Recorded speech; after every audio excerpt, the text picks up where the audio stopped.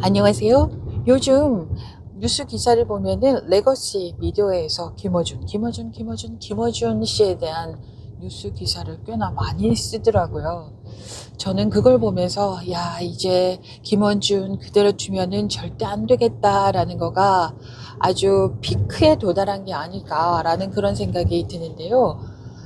제가 김어준 씨를 처음에 제대로 알게 된 거는 낙곰수 때부터 알게 됐고요. 그때는 참 이렇게 싫었어요. 뭐가 싫었냐면 욕을 너무 많이 하는 거예요.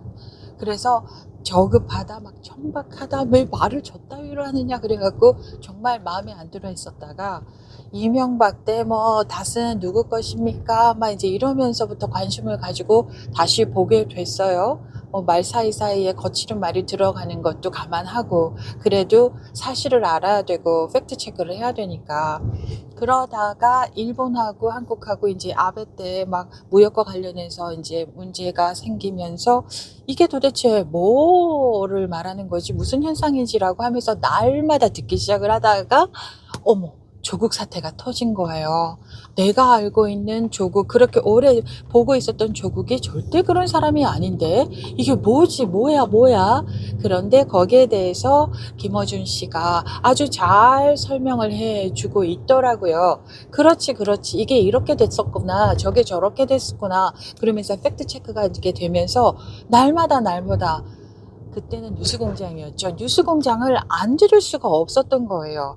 솔직하게 잘 팩트 체크를 해주는 그런 얘기를 해주는 데가 거기밖에 없었어요. 메이저 언론들, 뭐 레거시 언론들, 기자들 다 검찰이 불러주는 대로 다 받았었잖아요. 다 받아 쓴다 하더라도 그 내용이 앞뒤가 어떻게 됐는지 설명해 주는 건 김어준 씨밖에 없었거든요. 김어준 씨가 100% 잘하지는 않죠. 이제 신이 아니잖아요. 사람이죠. 저는 말이 너무 많은 거, 게스트를 앉혀놓고 자기 말이 더 많을 때도 있고요. 그리고 가끔씩 뭐 반말할 때도 있고, 이런 경우 있어요. 그 여자 게스트가 나왔을 때요. 어떤 여자 게스트에 대해서는 되게 좀 함부로 하네? 좀 예의가 없네? 뭐 이런 느낌이 들 때도 간혹 있었거든요. 뭐 그런 단점이 있다 손 치더라도 제가 얘기하고 싶은 건 김어준 씨만큼 그렇게 열심히 잘 알려주는 데가 예전에는 없었어요. 지금은 매불쇼도 있고 뭐 새날도 있고 뉴스토마토도 있고 했었는데요. 처음에 이명박 시절, 그다음에 문재인 대통령 시절 이럴 때 그렇게 잘 분석을 해주는 데가 정말 뉴스공장밖에 없었어요. 그러니까 날마다 듣게 됐는데 저는 김어준 씨에 대해서 공격하는 사람들한테 이렇게 한번 여쭙고 싶어요. 김어준 씨만큼 목숨 내놓고 제대로 보도해야 되겠다라는 뜻을 갖고 말한 사람이 과연 얼마나 있었냐. 이명박 때는 해외로 막 도망 다니다시피 했었잖아요. 잡혀갈까봐. 그런 시절도 겪었고요. 그때 사이사이 방송하면서 이런 얘기 했었어요. 우리는 절대 자살하지 않습니다. 만약에 우리가 자살을 했다라는 얘기가 나오면 그거는 믿지 마십시오. 그거는 자살을 당한 것일 수도 있고, 뭐 사고였을 수도 있고, 그러니까 우리는 절대 자살하지 않습니다.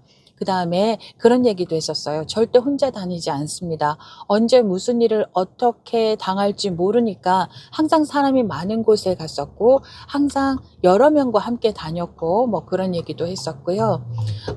그리고 가장 최근에 제가 들었던 이야기는 세무조사를 당하면 코에 걸면 코골이, 귀에 걸면 귀걸이인 거잖아요. 그래서 그때 굉장히 국내 내노라 하는 세무감사에 아주 전문적인 분에게 요청을 해가지고 회사를 탈탈 털었어요. 이게 검찰이 봤을 때 압수수색을 하거나 했을 때 문제될 게 뭐가 있나, 그것까지 탈탈 털어가지고 자기 스스로 세무감사를 한 적이 있었다, 이런 얘기도 있었고요.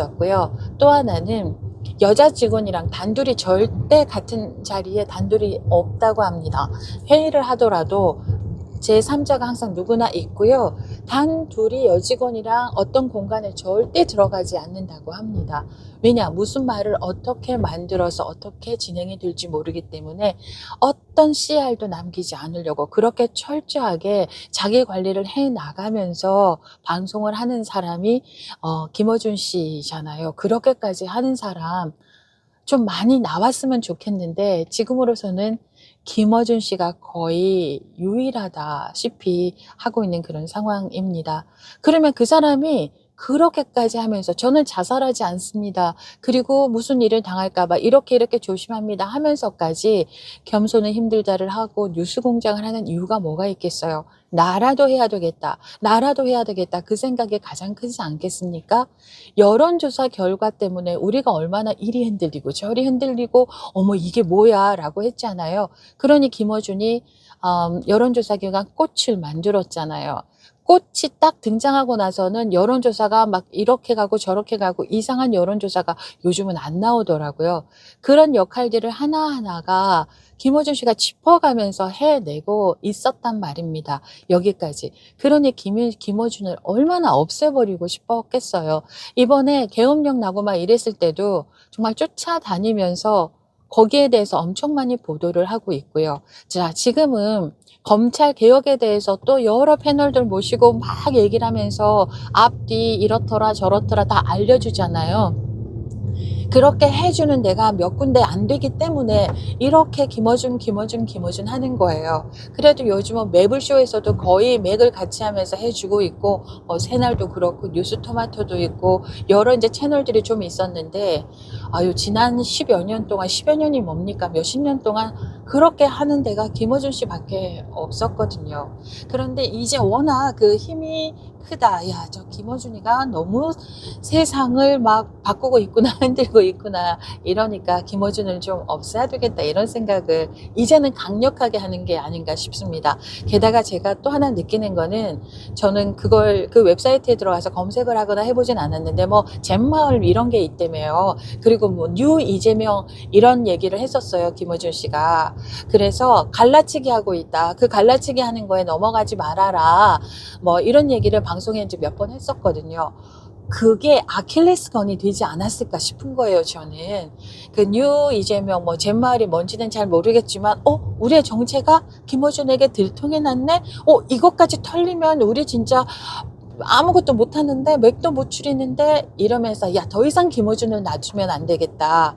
이렇게 하고 있는 찰나에 장인수 기자인가? 그 기자가 뉴스 겸공은 힘들다에 나와가지고 말한 거 이런 것들 아싸 잘 됐다 이걸로 걸고 넘어지자 이렇게 해서 촉발이 된 거가 아닐까라는 생각이 들고요. 그리고 조금 있으면 이제 선거도 있고 하니까 이참에 김어준 어떻게 좀 묻어보자 뭐 이런 생각을 하는 게 아닐까라는 생각이 듭니다. 그리고 우리가 의리 이런 게 있잖아요. 내가 친한 사람 나 10년 지켜봤어. 20년 지켜봤어. 그 사람 절대 그럴 사람이 아니야. 그 사람은 그러고도 남아. 뭐 이런 거 있잖아요. 그래서 우리가 쭉 함께 갔던 믿을 만한 사람이다라는 생각이 들면 뭐가 막 삐죽삐죽하고 뾰족뾰족하고 이런 게 있다 하더라도 그 진심을 알아주고 믿어주는 거 그거는 참 필요하다라는 생각이 듭니다. 그리고 김어준 이 쉐이 뭐 이런 거 말하기 전에 그 사람이 하는 방송을 예전 것도 다시 들어가서 들어보고 판단을 해보는 것도 좋을 듯 합니다. 그 사람이 하는 방송 들어보지도 않고 이랬대 저랬대 걔가 이랬대 이거보다는 한번 내가 들어보면 어떨까 싶은데 저 몇 번이나 돌려서 또 들어보거든요. 뭐가 잘못됐나? 잘못된 거 저의 판단으로는 잘못된 거 없고요. 제가 보는 김어준 씨는 정말 독립운동가가 다시 환생한 건 아닐까 그런 생각마저도 들고 여러 가지 팩트 체크해주고 사실에 대해서 해설을 해주고 이런 거에 대해서 아마 감사하고 또 그런 것들 때문에 지지하는 사람들도 많을 거라는 생각이 듭니다. 김어준만큼 하는 사람이 있으면 나와 보시라고 말씀드립니다. 여기까지입니다. 안녕.